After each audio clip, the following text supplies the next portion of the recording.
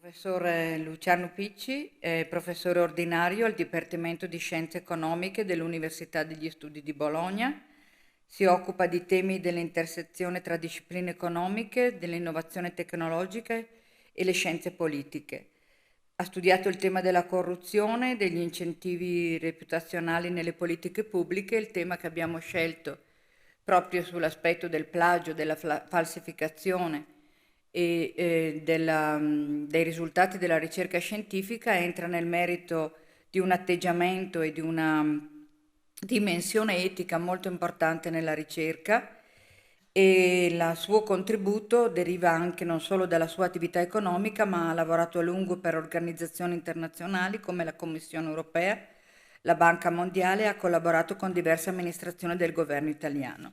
Attualmente è membro della Commissione per la garanzia della qualità dell'informazione statistica presso la Presidenza del Consiglio dei Ministri, e quindi le sue pubblicazioni potete vederle sul suo curriculum, che è pubblicato non in questa sintesi come ve l'ho presentata io, ma così potete conoscere anche tutta la sua attività, diciamo, di accademica e di ricerca.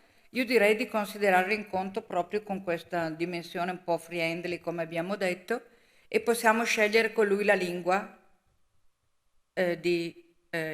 ufficiale di stasera. Preferite l'inglese? Preferite l'inglese. Perciò io do la parola al professor Picci e mi metto lì in ascolto con loro. Molte grazie. Thank you very much for the invitation.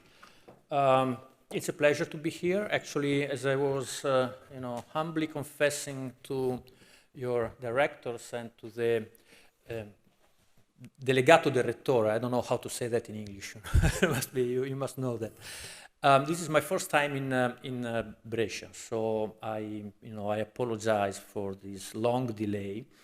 But at least I had a chance to visit, the historical center of the city. Just, since on my CV, just a little correction. I'm not any longer the member of the Commissione per la Garanzia, because now there is a new set of members. Just, to be precise, since it's, an official committee. Well, one of the reasons why I accepted this invitation and why I like very much to go to other cities to discuss things, so to speak, is because I'm also curious to meet people, and since there are not too many people, just but spend a few minutes to, where are you guys from and girls from? Maybe, can you just tell me your name and which part of the world you are from? From where? Morocco. Where about in Morocco? Casablanca.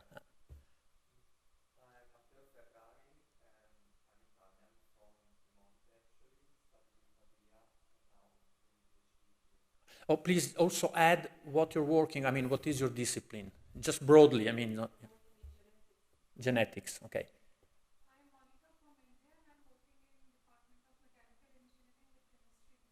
Where about in India? From Delhi. Yeah. Thank you. Yeah. Business and law. Where about in Pakistan? Punjab. Okay. Yeah. Cameroon. Genetics. Thank you.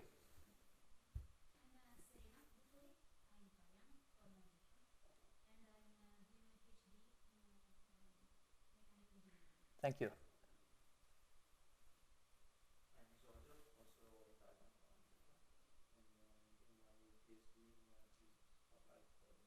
Thank you. I'm Mohammed and I'm from Pakistan, and I'm working in the field of bioinformatics at the University of Brescia. Sorry, where would you field? I'm from Pakistan. Yeah. Yeah, and my field is bioinformatics related to genetics. Okay. Okay. Thank you.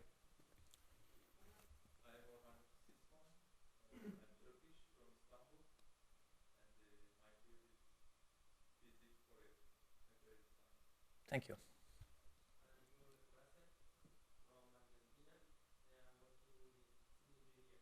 Okay. I'm Alessia from South Italy, Calabria, and I'm a PhD student in biomedical science. Medical studies, yeah. I'm Linda. I was Okay, yeah, we met. All right, well, thank you very much. So, you know, it's, well, it's also important for me to have an idea, a rough idea of what you're working on. And the idea is that today we're going to talk about, you know, you've seen the title of my presentation, which is The Ethics of Scientific Research. And some of you are from Italy, some of you are not, but I guess that the persons who are not from Italy, maybe by now, I don't know how long you've been here, but you have some clue about Italy, right? Our, you know, culture and traditions in a way. And in a way, the Italians probably are going to understand better the following reference that I will propose, that is about, in my opinion, the difficulty in this country to talk about ethics. You know, we had a very important antecedent in Italian literature, Dante Alighieri. I think that all of you know, he's kind of the founder of the Italian language. And he was this big ethical guy. I mean, he wrote the Divina Commedia, which is split into 3 parts. And the first part is called the Inferno. Are you more or less, you know what I'm talking about? You know, it's like the beginning of modern Italian language, when it switched from Latin to so-called Volgare, which was what later we started calling the Italian language. And anyway, this guy, Dante, is a very upset man. And, you know, he writes in the Inferno, he decides which part of the hell people have to go to according to the bad things, the crimes that they committed. So he's a quintessential ethical person. And I will return on Dante, but let's not forget that Dante, as a person, he's a big loser. I mean, he wrote the Inferno as he was after having been kicked out of Florence because of political infights between different factions. And he spent a big part, artistically the most productive part of his life, literally going from one city to another. He eventually died in Ravenna, which is not far from Bologna. I mean, that's where his tomb is. So, you know, Dante is this big ethical guy talking about how we should behave and what is wrong, but at the same time he's a loser. And I think, you know, it's kind of a joke, if you wish, but it tells you in a way that really it's complicated in Italy to talk about ethics, to give moral lessons to other people, because usually people who do that, or, well, it's kind of debatable what I'm saying, but you can argue that quite often being ethical in Italy means that you are a loser. You know, there are smarter people who maybe are not so ethical, but they make more money, are more successful, etc., etc. So I'm certainly not here to tell you how you should behave. You know, I'm just here to try to discuss with you and a couple of issues about ethics in academia. First, you know, I would like to lay the ground and explain a little bit what we are talking about. I'm pretty sure that more or less you're already familiar with these concepts, but let me try to spend some time to describe them. And then my thesis is that there are 2 questions that you have to provide an answer to in your future work as a researcher. Well, you know, your present work, you are a researcher already, but possibly your future work as an academic. 2 questions, let me anticipate, kind of a spoiler, you know, as if this were a movie, where the first question is an easy one. And I'm pretty sure that we will all agree on what the correct, I mean, there you can say there is a correct answer. And I'm pretty sure there will be no, you know, contrary opinion to that. But that's easy. But unfortunately, not necessarily unfortunately, but there is a second question, which on the other hand, it's a complicated one. And my thesis is not that to that question you have to answer in one way or in another, but that in your future work as a researcher, you cannot escape from that question. You will have to provide some kind of answer. You will decide which one. And I'm not here to teach you anything about that. I will give you my opinion, but it's just an opinion. And I'm not here to say that my opinion is better than, you know, a different point of views. But the second question, so you will see that it is, the first one is not as simple as it is. We'll see it's kind of tricky, but the second one is honestly complicated, because I anticipate it has to do not so much on, you know, how to write a paper, book, how to run an experiment, but it has to do with the opinion that we have of ourselves as researchers, as future academics, and our role in society. So that's tough stuff. Okay. So let me also anticipate, I think, you know, I'm on tape, right? I'm going to be recorded, but I'm going to say things that more or less will follow a lecture which I gave about 1 year ago at the University of Venice, Ca' Foscari, and it is online. So maybe eventually I can provide the link where you, in case, you know, if you want to have a more precise idea. And in particular, since we're talking about ethical issues, which, you know, intellectual honesty, I have to spend a couple of words to explain why I'm here in a way. You know, I'm an economist, really working in between disciplines now. I mean, I was trained as an economist and actually was trained as an econometrician, which means, you know, statistical methods, kind of, you know, tough stuff in a way. Which in a way explains the fact that I know nothing about, you know, the biomedical sciences, but I know something about running experiments, which is what people in genetics obviously do, for example. So I have some, you know, broad, I know the fundamentals of that, so to speak, since I know statistics. And we'll talk a little bit about that. But also, and then in the last few years, I've been working a lot on a hot topic in the social sciences, not just in economics, which is corruption. So, you know, corruption is a big problem everywhere in the world, and it takes different forms, and I've been working on that. And certainly we can argue that under some circumstances, that the issues that we are going to discuss today may be seen as a case of corruption. So, and some of the lessons learned in the field of the academic study of corruption are certainly relevant here, and some of that maybe I will tell you something about today.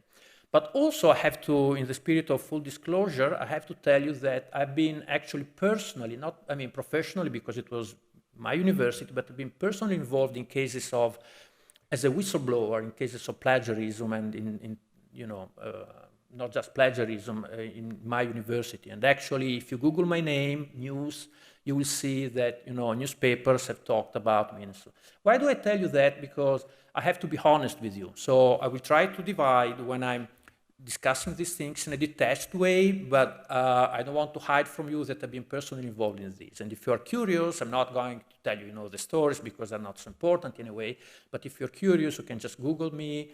And if you, I mean, they're all in Italian, but there was some even international coverage of the last one. It was a lot of fun for me. But, you know, I will try to keep the two things separate because I owe you that kind of, you know, distinction. So what are we talking about when we talk, when we discuss ethical or unethical behavior in science? Well, we have an acronym which is FFP, which are the initials for the following: fabrication, falsification, and plagiarism. I'm going to spend a few words about the first two, and I will spend some more time to discuss plagiarism. So let me briefly describe them, and actually, in order not to plagiarize other sources, I will tell you that the definitions of these three concepts, fabrication, falsification, and plagiarism, they're very common around the world, so there is not really a debate on what they are. And I will quote from actually Wikipedia, which is just one possible source among many. But again, when you, in case you're curious, you go to the web, you know, to the web page where you have the text of more or less what I'm going to say. You will find the precise quotations of everything that I'm going to say today. So fabrication is kind of easy. It has to do with making up, that is fabricating results. For example, results of an experiment that are not there. And actually, it does not deserve really to be discussed much because I think it's quite clear. I mean, imagine you run an experiment, you find something, and you write down in your experiment lab notebook something different. That's just plain fabrication of results. And then eventually, because you try to publish a paper using these fabricated results. So that is obviously not accepted in science. Falsification is apparently just as simple, but it's trickier. And actually, since quite a few among you are involved in experiments. We are going to discuss why it is trickier, or to give at least some examples. So fabrication has to do with, quote, manipulating research materials, equipment, or processes, or changing or omitting data or results such that the research is not accurately represented in the research record. Quote, unquote. I mean, this is again from Wikipedia, but you can find very similar definitions elsewhere. So the idea is, again, is not to fabricate results, but to falsificate them, to modify the results that you obtain. And apparently, it's just as simple. Either you do that or you don't.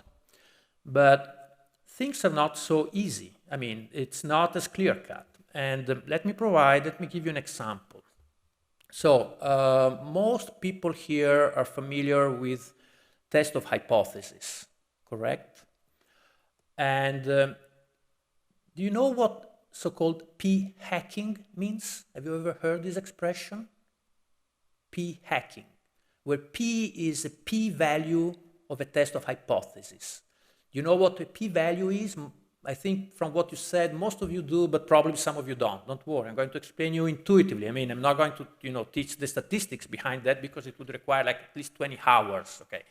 But the idea is that, you do an experiment, and let's say, and my apologies with people who really run experiments. I'm going to oversimplify things. Suppose that you want to test a new drug, right? And then in order to do that, typically you take, I don't know, 100 mice, and you split them into two, 50 mice on one side, 50 mice on the other. The 50 mice are the control group, and to them you just give some placebo or nothing, and to the other 50 group you give the new drug, right? And at the end of the experiment you want to see whether there is some statistically significant difference. Let's say whether the 50 lucky, quote-unquote, little animals live longer than the others, assuming that they're all affected by the same disease. That's a typical randomized control experiment. That's how we would describe that. Now, suppose that the treatment group, that is the group of animals which receive the new experimental drug, indeed live longer than the other one on average, okay? But then the question is, are they living significantly longer or not? Maybe these ones live 20 days and these ones 20 days, 0.5. So that would be a little bit better, but a statistician would quite likely, given the sample size, etc., conclude that it is not, the difference between 20 and 20.5 is not statistically significant. And that would translate, when you do an experiment, in saying that the p-value, where p stands for probability, is high. Let me not get into the details. So if you do this, you get a high p-value. It means that you got a result which does not look very good. For whom? For a publisher of your paper. All right? So you're definitely not happy. You'd rather have a test whose result has a low p-value, because that would allow you to, send your paper to a publisher saying, I found something new. I found that this new treatment is cool, good, and promising, right? Now, this is an example in the experimental sciences where you have these types of experiments, but similar considerations would apply in the social sciences and in many other scientific contexts, even if they're not experimental. So, as researchers, we have kind of a conflict of interest. We would like to get results quite often where the p-value is low, because that makes them more sexy, so to speak. Because we say that publishers, journals, have what is sometimes called the publication bias. They tend to prefer results which are sensational, right? You find something sensational, they're interested. You find something which it is not, they don't publish that. Let me give you like a very silly example. Suppose that I decide to run an experiment. I have a theory that people who were born under the sign of Sagittarius with ascendant in Pisces live longer, are smarter, and they are funnier. Okay, I run an experiment and I find that very low p-value. That would be a very sensational result. You agree with me, right? And probably it's kind of a joke, but probably many journals would be very happy to publish my sensational results, you know, finally proving that astrology works, right? That would be, you know, you probably would be interviewed by newspapers about that. Now, suppose on the other hand that I run that experiment and that find absolutely nothing. Then not only I would not find any journal interested in publishing this result, but also I should be careful, because if I say around that I'm spending public money to run such silly experiments, probably there is something wrong in my head, right? You agree with me? I mean, who on earth would run scientific experiments on astrology today? I mean, it would be probably totally. So that's publication bias. Now, what is the important point here? What is p-hacking? P-hacking has to do not on fabrication of results, and strictly speaking, not with falsification, but with doing borderline things. And anyone in any discipline, there are ways to kind of tweak things by your choice of variables, by several methods that are kind of dubious and ambiguous, but not necessarily plainly wrong. I mean, if they catch you, you don't necessarily get in trouble because you can defend yourself, right? And actually, there is, from the social sciences, Ronald Coase, there are no economists here, or some economist that is here, right? Someone said that, who's, right, okay. So Ronald Coase was a Nobel laureate in economics and a very famous economist. He was, you know, one of the inventors of the concept of externality, which is very important in economics and in the social sciences in general. And he once famously said that if you torture the data long enough, it will confess, right? And I can tell you, I mean, I work with data for decades. I can tell you that if I want, I can make data confess without you knowing what I did, okay? So, and actually, if you're interested in reading an interesting real story about a person who got in serious trouble for that, it was published in the New York Times a few years ago. You will find the link in the web page. And actually, this is case in psychology, and she was kind of caught or accused of serious p-hacking, and eventually she decided to change profession. I mean, she's not a psychologist any longer.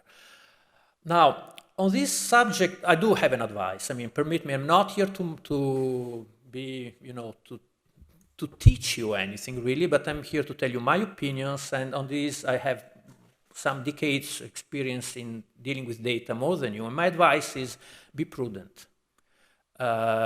Be aware of the risk, be aware that it is not black and white falsification, you know, it's, there is certainly kind of a borderline gray zone, and be prudent and think that not necessarily, I mean, even if not necessarily think in ethical terms, but think that, let me put it this way, in a cynical way. Let me be a little bit cynical for at least 1 minute. Life is long. I mean, your professional life is going to be long. And as I will argue shortly, reputation, your personal reputation is the most important asset that you have. So don't be too excited about, you know, publishing that extra paper today if that could cost you a lot in the future. You know, you can be cynical and still be prudent, actually, in your own interest.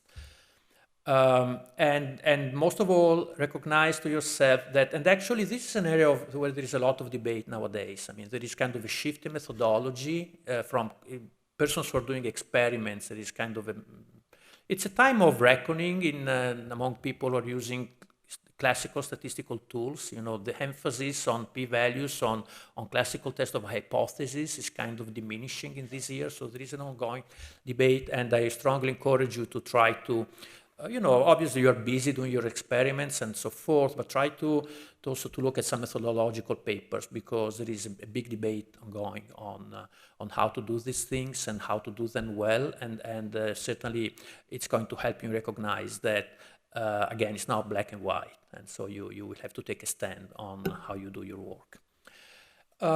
Let me get to plagiarism. Well, first of all, let me stop, since there are not too many people here. Maybe if you have questions, is this clear? I mean, is this something that You ever thought about it, or maybe no questions? I don't know. So are you obsessed with p-values when you do your experiments? A little bit, right? Yeah.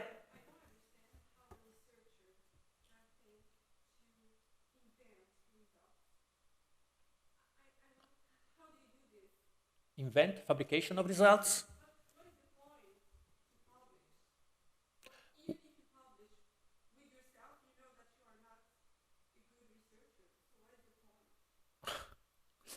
I mean, you should ask them. I agree with you.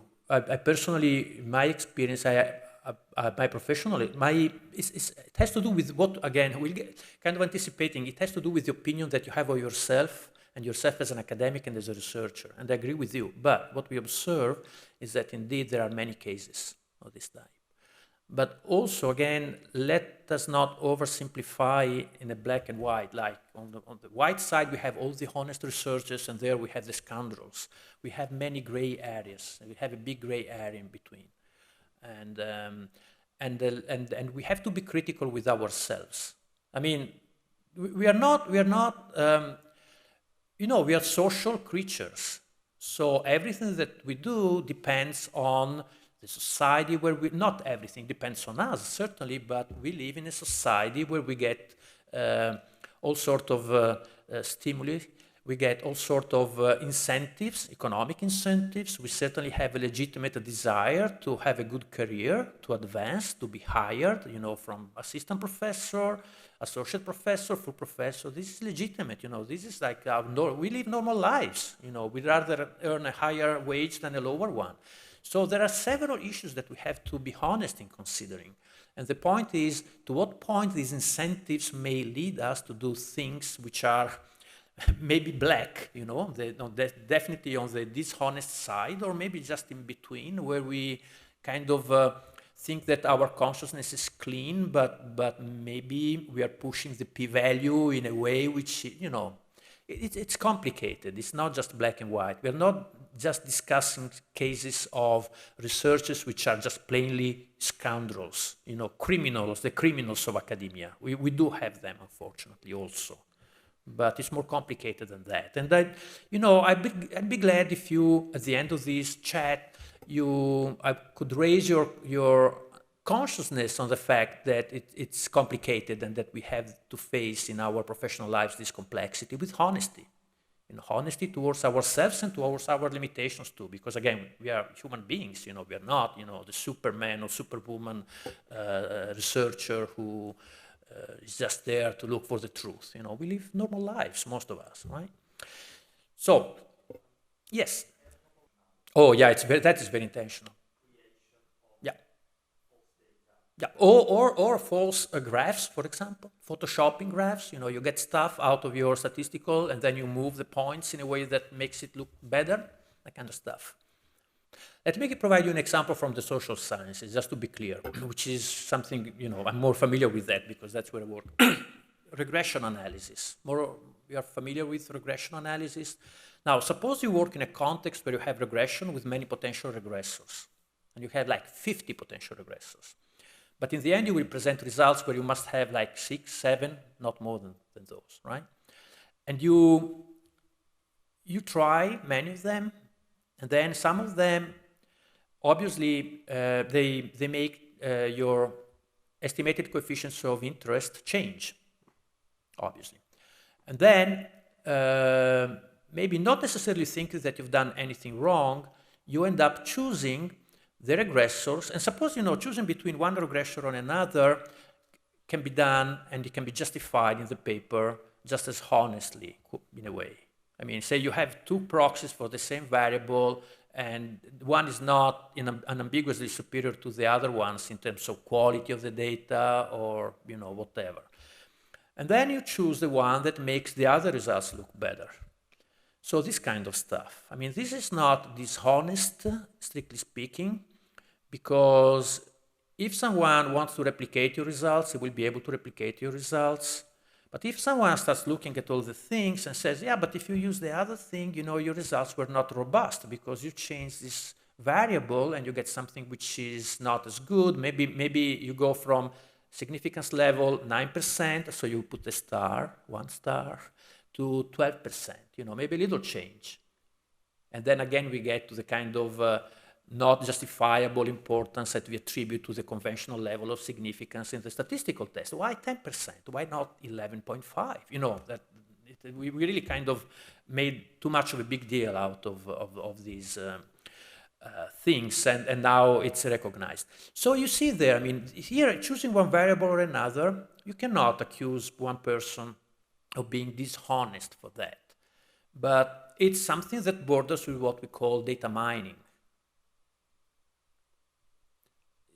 This is an example not from the experimental sciences, but in the experimental sciences you can do similar stuff. You know, because an experiment can have many different degrees of complexity, right? You move one level one way or another, and you may get different stuff. Now, that is not my field. I mean, I don't run experiment, but what I said is broadly speaking correct. And if you do experiments, you probably realize that already. And I can tell you that in 10 years, you will realize that even more so. I mean, I think we need some psychologist here, not an economist or a social scientist as I am. Here we get to what's in our minds when we do things of this type. You know, maybe we totally believe that we've done things fine and properly. Because we sometimes, I guess, we tend to justify what we do.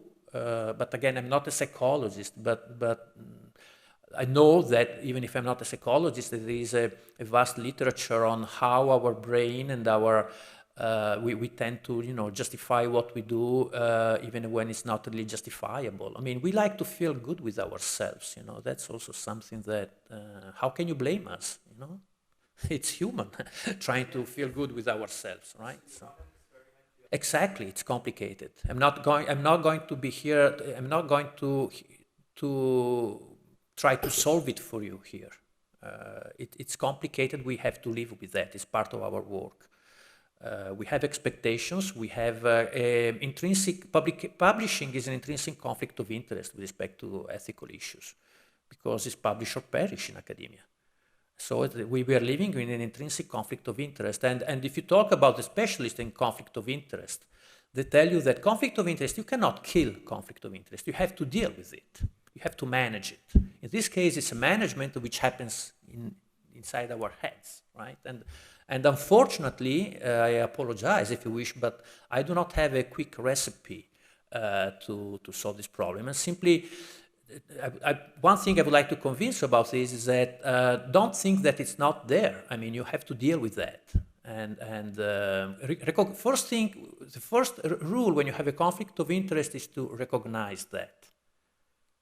And if you know, we walk out of this room and I've contributed in convincing you that you have to recognize the intrinsic conflict of interest in publishing, between publishing, which is fundamental to get a job, advance, so forth, and being honest in doing your work. I think, you know, that my trip from Bologna was worth it for many reasons, but that would be an extra reason to make it even more worth it, in my opinion.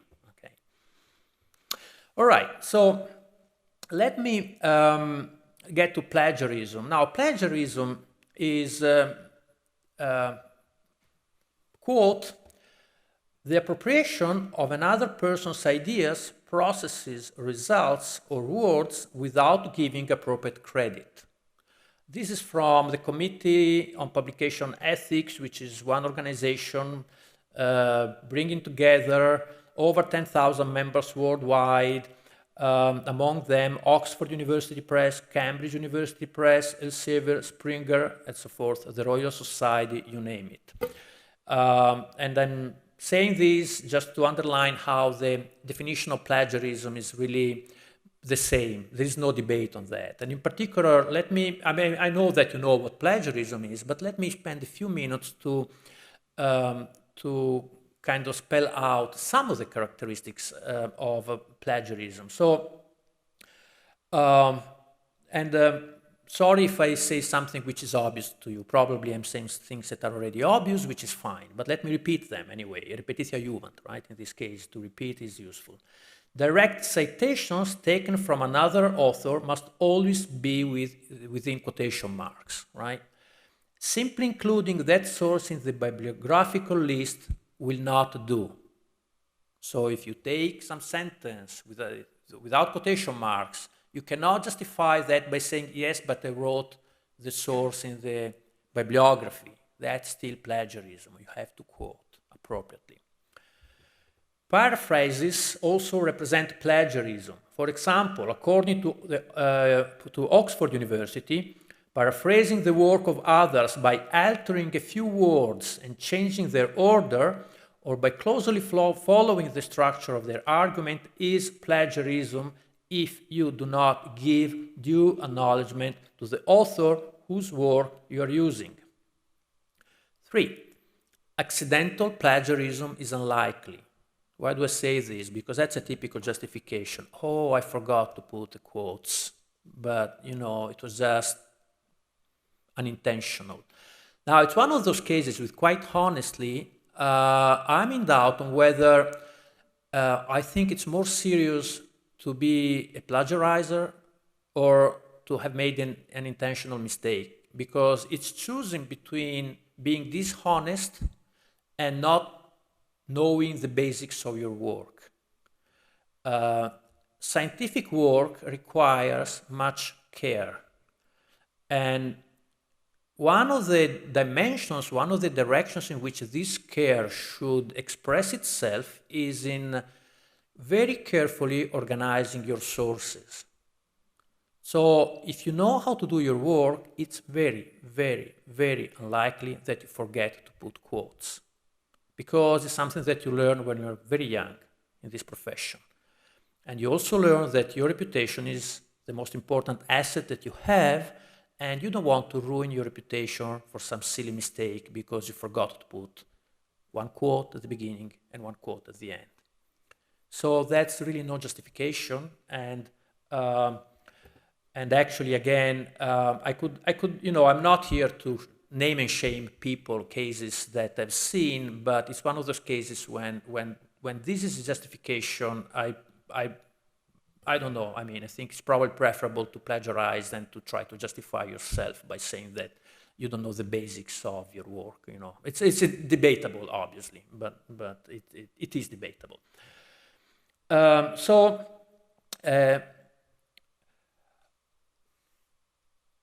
Another thing which is not maybe so obvious, that is plagiarism, even if the plagiarized author does not complain about it.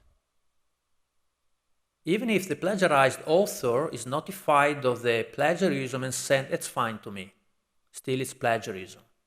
Why can that happen? Any idea? How can it be, that, situations where the plagiarized author, so A plagiarizes B, and B says, oh, it's fine to me. That is also a possibility, yeah, that is also a possibility. But I was pointing to, actually, that's one case that happened last year in Italy. That's exactly the possibility could be power relations. So if the plagiarized person is like some assistant who's waiting for, some concorso, some waiting for some possible future favor. But the point is that it's still plagiarism. And this is an important point, actually. It's not just a detail, because understanding why this is just as bad helps us in understanding really why these ethical things are important and why they're not just about ethics, just about being good people. It's really more important. It has to do, let me anticipate, with the overall working of the system of scientific research. I'll get to that shortly. Auto-plagiarism is also plagiarism. You cannot even plagiarize yourself. Why? Well, because that could give rise to multiplication of publications. So if you cite yourself, you have to cite yourself, just as if you were any other author.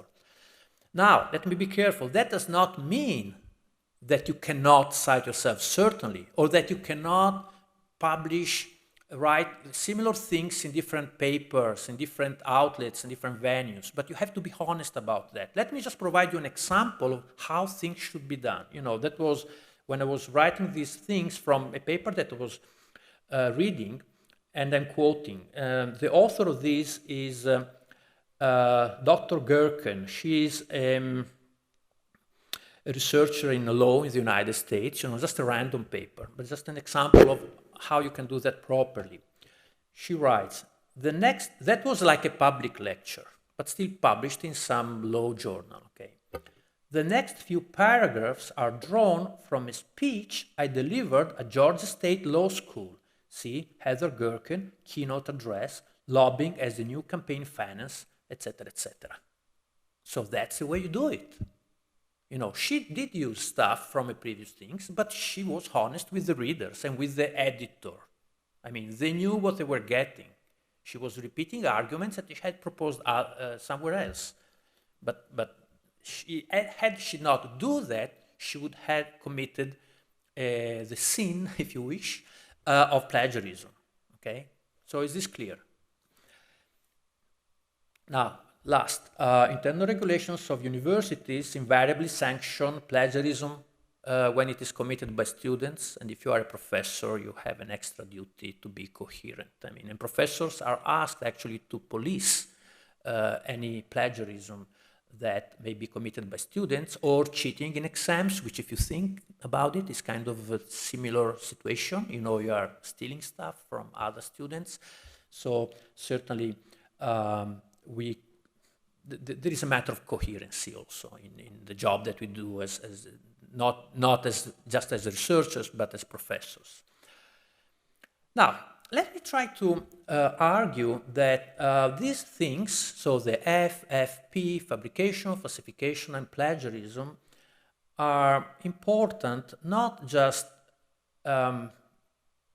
because we're talking about ethics, but they're really an element, a core element of the functioning of a complex system, which we may call the system of scientific research, which is an important sociological, social system in contemporary society.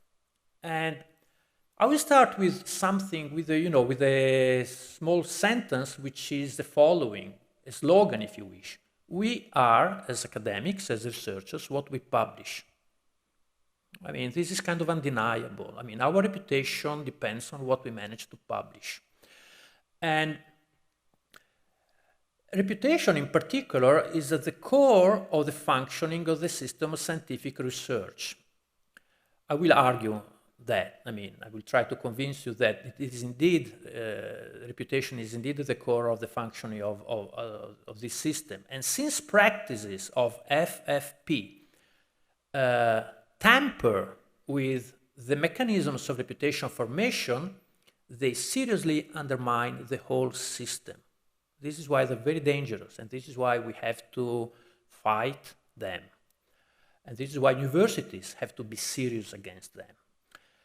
Now, in what sense reputation is an essential element of the system? Well, in the sense that from the reputation of researchers, we allocate real resources, we allocate money.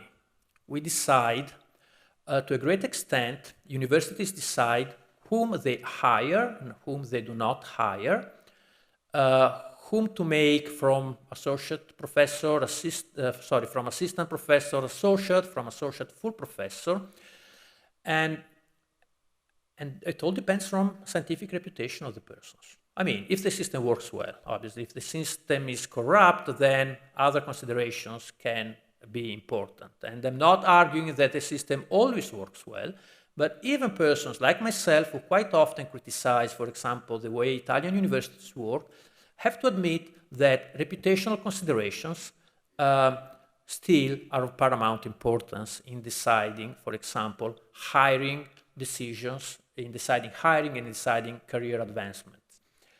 Now, how do we measure reputation? In a context where we live in a world where information is overabundant, we cannot read all the papers. not even in our field, not even in our subfield. You've seen that already. I mean, there is simply way too much that gets published. So we need to be, we need a compass as the title of these lectures. We need some trick, in a way, allowing us to select among a huge number of potential papers which one we should read first, at least. If we had the time, we certainly would like to read everything, but no one has the time to read everything because it's impossible. And what kind of helps us? Well, we know that if a paper is published, we kind of trust it more because we know that there was a publishing process in between, a working paper and a published paper, peer review, and then we know that a paper, the quality of a paper quite likely depends on the quality of the outlet. And we know that, we know the journals in our discipline, and we know that there are better journals and worse journals, correct? So, if we have, I don't know what are the leading journals in your disciplines, but you know them, right? There is a top 5 journals. We have the idea that what gets published there not necessarily is very good, but quite likely, there is a probability, a higher probability that it is very good than something published in a secondary journal, right? And we use that kind of information every day, and that allows us to economize with our time. Then also we have the reputation, again, of the persons, of the researchers. We know who are the top researchers in our field, and we know that if a top researcher, man, woman, publishes a working paper, even if it's not been published yet, maybe it's worth reading that, because that guy or woman is a very good researcher, and usually what she does is good. So there are individual reputations that in turn depend from what this person has published in the past to a great extent. Familiar with that system? Totally. I'm not telling you anything new. But I would like to stress the fact that this is really important. And maybe you didn't think too much about it because we live within this system and we tend to take for granted the world where we live, but this is really key to the way that our profession works. And then we have the reputation of the institutions. So if we have a professor at Harvard University, we have kind of the expectation that if he or she writes something, that something is probably of higher quality compared to something written by a professor of some obscure community college in the middle of nowhere, right? So 3 elements: where you publish, who you are, which is determined in part from what you published, and the reputation of the institution and the reputation of institutions. So we know, we all have in our heads some kind of maybe loose, but some rankings of all these elements. Who are the top researchers? Who are the top? Which are the top journals? Which are the good institutions? Which are the institutions which are not so good? And all of 3 kind of play together to build these reputational signals, which are so important and fundamental for us. And for people who know something about economics, it's kind of akin to the way that the price system works. A price system plays the same role, the same kind of signaling role. It allows us to decide whether to buy something or not to buy something, while ignoring a lot of a lot of relevant information, actually. We can ignore how the product was produced, under what circumstances, where, which materials, and whatever. We put together price, maybe reputation of the product, of the producer, and we can decide just by using few information, right? And not having to, read 5,000 pages on the production of, this watch or whatever, and just to get the idea of whether I want to buy that or not. You have a system that summarizes a lot of information in a very efficient way. So it's important that the system works well. Now, if, on the other hand, we had widespread falsification of this reputational information, which is precisely what happens when we have fabrication, falsification, and plagiarism, because this is what it is. It allows people to publish when they don't deserve that, right? By falsifying experiments, by communicating results which are not there, etc., or by stealing pages from other books, papers, so forth. We are really talking about behaviors which are destructive of the fundamental mechanisms of the system of scientific research. So that's why what we're talking about is serious stuff. It's not just, oh, you know, let's be ethical. Who cares, right? I mean, I don't mean that, but it's not just some kind of philosophical, abstract things. We are talking about the fundamentals of our work, of your future work and present work as PhD students. So that's why it is important.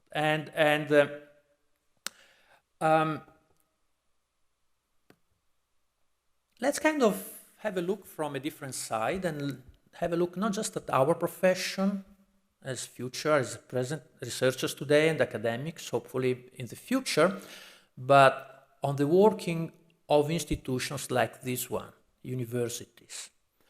Let me remind you of a debate which has been raging over the last few years, certainly in Italy, which is the debate on vaccines, vaccini. We are familiar with that. I don't want to engage in the merits of the different positions. I mean, I'll be honest with you. Personally, I trust them. You know, I would not have if my doctor tells me that the vaccine is good, I personally trust this advice and I would do it. But that's inconsequential. Okay, let's not talk about who's right, who's wrong. Let's simply try to analyze briefly of an issue on which, from a scientific point of view, I'll confess I'm totally ignorant. I mean, my knowledge of medicine, of biology is kind of high school, okay? So I'm very ignorant about that. But I'm a citizen of this country, you know, I have rights, duties too, and I have to take decisions about complicated things. It's quite typical that we have to take decisions about complicated things of which we are ignorant. Even if you are educated persons, maybe in different fields, but you know, it's my right not to know much about biology. Sorry for the persons who here probably will leave out of biology, genetics, and so forth. So, how do I make a decision? You know, in these cases, again, an important, and this is just an example, you know, we have to, in today's societies, which are innervated by complex socio-technical systems, one of which is the world of medicine. It's a socio-technical system. It's not just the lab where you do the experiments. It's a bunch of institutions. How do we make decisions? Well, let's consider briefly, you know, the ingredients of this particular complex socio-technical system which is relevant for the problem of vaccines. And we would like to decide whether I can trust the doctors who say that vaccines are safe, most of them, I mean, I guess, or I should be wary and be not trustful. So who are the actors of this? All right, well, on the one hand, we have big pharma. They are the producers of vaccines, right? On the other hand, we have the doctors, and they certainly have responsibility in the medicines that we take because we go to them and they propose medicines to us. And they may tell us, you know, take this vaccine, it's good. And we have to recognize that these doctors, there may be a conflict of interest between doctors and big pharma. We have to recognize that. I mean, and actually there have been cases of corruption of doctors from big pharma. This is a fact. I mean, I'm not here to, you know, to say anything, but it could be the case. We cannot rule out the possibility that doctors are corrupted by big pharma to give us medicines that big pharma wants to sell us even if they're not good. We cannot rule out that possibility. And then we have labs. You know, we have labs run by big pharma, and there we understand that there is a conflict of interest because those labs are owned by big pharma. We understand that. And I'm not, again, not saying that what they say about the results of their experiments are necessarily wrong, but I recognize, we have to recognize that there is a conflict of interest. Then we have governments. Governments, they have agencies that allow or do not allow medicines, and as citizens, we would like them to make wise and careful decisions so that they only allow medicines which in good faith, they think that they are safe, right? And then we have a last important element, which is universities, our labs, our researchers. And that is, in this system, the element where we would like to think that any conflict of interest is resolved and where the scientific research that comes out of that is not for sale.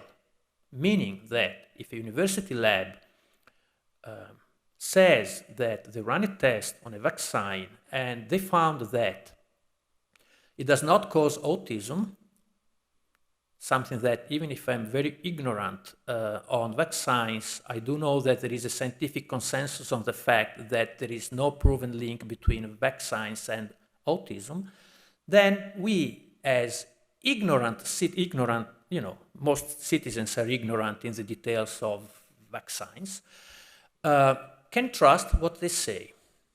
So trust is a key word.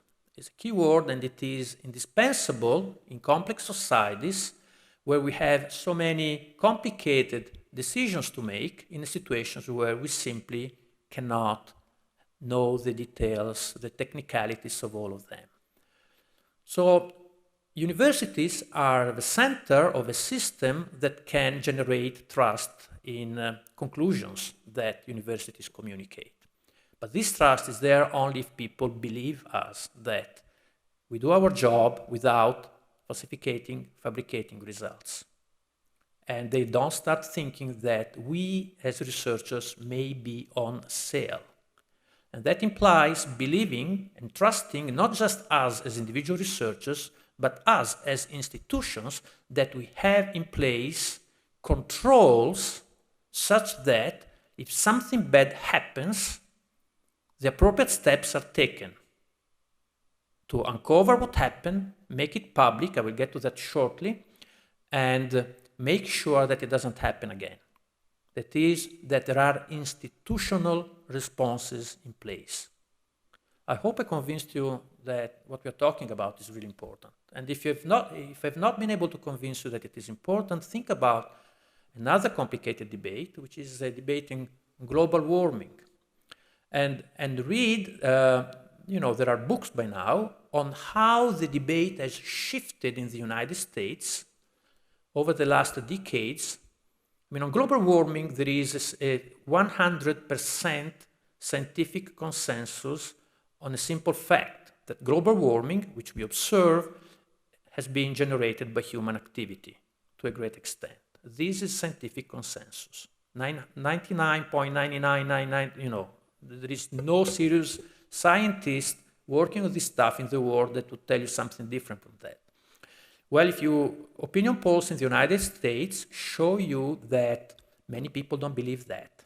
And, they say that even that there is no global warming, which is impossible to say because, that should be recognized by everybody, but that it's not clear whether the cause is human activity or some other, crazy story, right?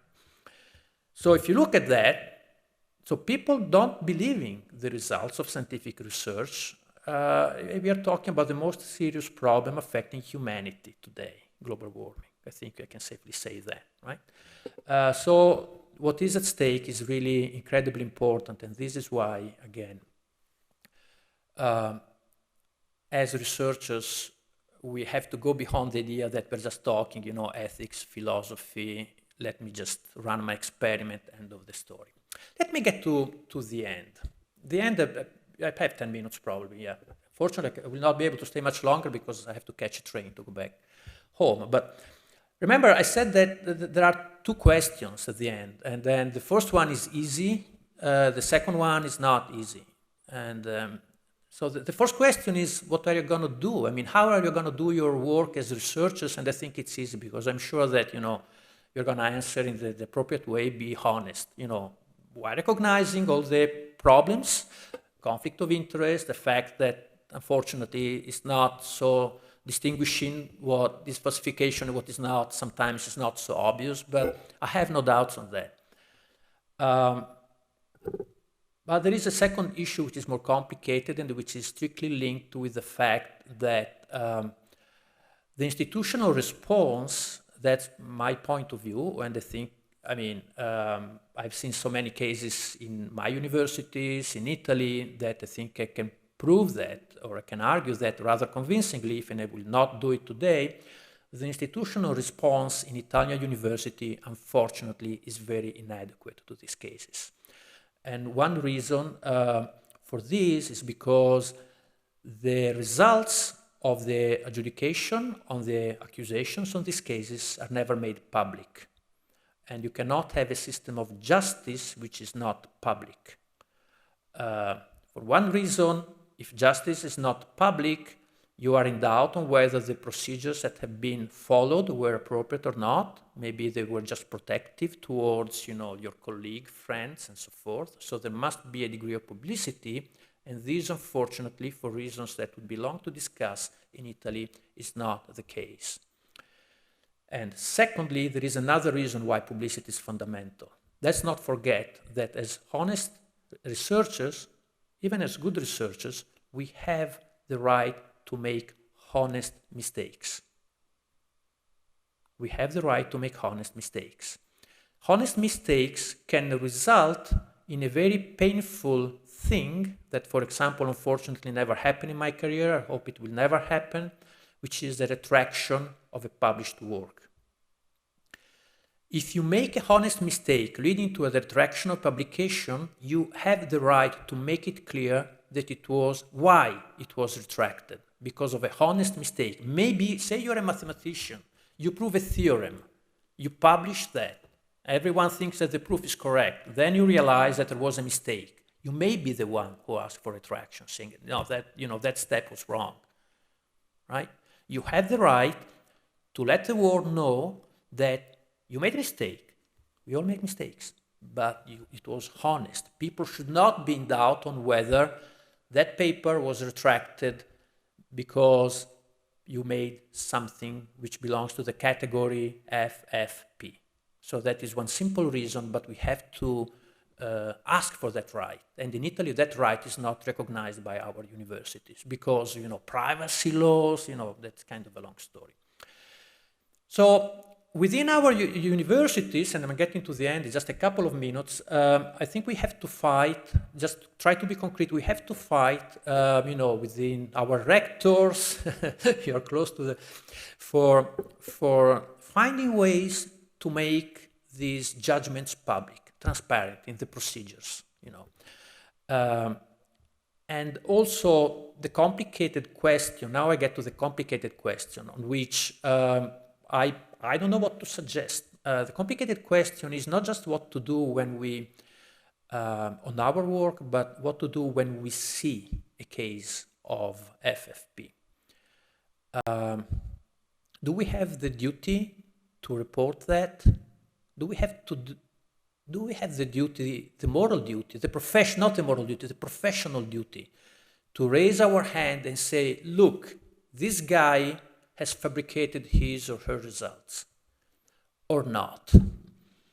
I really think that it depends on what we think of our profession. And there are, in my opinion, two main points of views. Both of them are legitimate. The first one is kind of narrower. Academics as producer of scientific research, as teachers also. The idea is that once you produce good research, honestly, published in good paper, in good journals, good publishing houses, whatever, you've done your job, right? And I think it's a point of which is totally legitimate.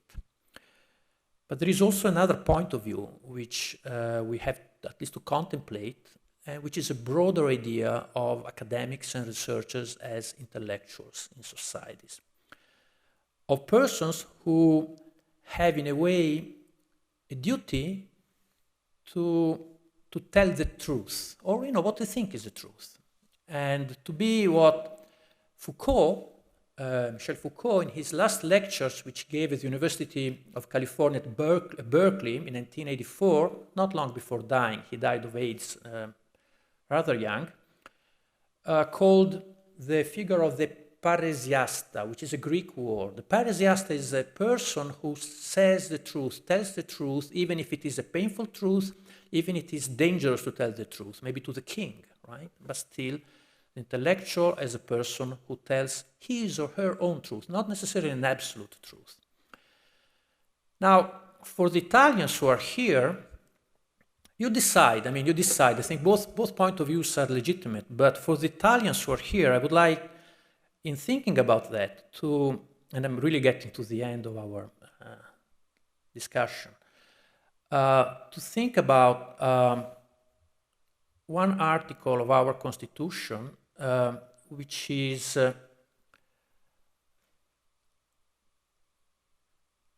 is article number 33, and it is the article that talks about the universities, and then a law which was not put into the Constitution, but the idea is that it is a constitutional right, according to constitutional jurisprudence, that full professors in Italy cannot be fired and cannot be moved to other universities. They are inamovibili.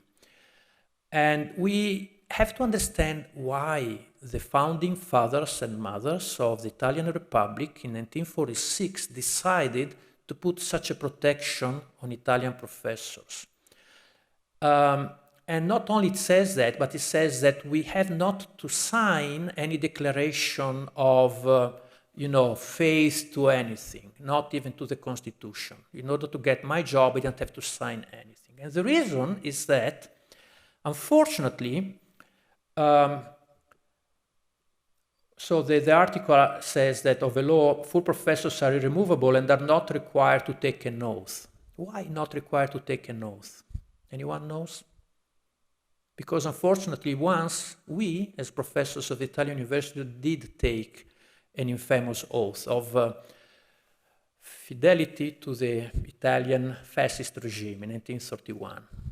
Italian professors were obliged to take that oath, and at those days, Italian University was much smaller, obviously. There were 1,250 professors, and only 8 of them refused to take that oath of fedeltà al fascismo, and lost their job. And then 7 years later, we had the racial laws, and we kicked out of our university Jewish professors. And some people were kind of happy because, they were kicked out, and there were new positions for new professors who could take their places. So, in thinking about whether, you think that your profession is going to be of a person who kind of narrower and legitimately does maybe top job as a researcher, or something more that is a person who has a character of saying no. If no has to be said, I at least invite you, to read that article of obviously here there are people who are not Italian citizens, so I'm not, at least to the Italian citizens here, I think I can legitimately make this invitation, read that article of the Italian Constitution and think where it comes from and what kind of expectation our founding fathers and mothers had towards university professors of the future back in 1946, and in that sense of us who are professors now, and of you who maybe will be professors tomorrow. Thank you very much.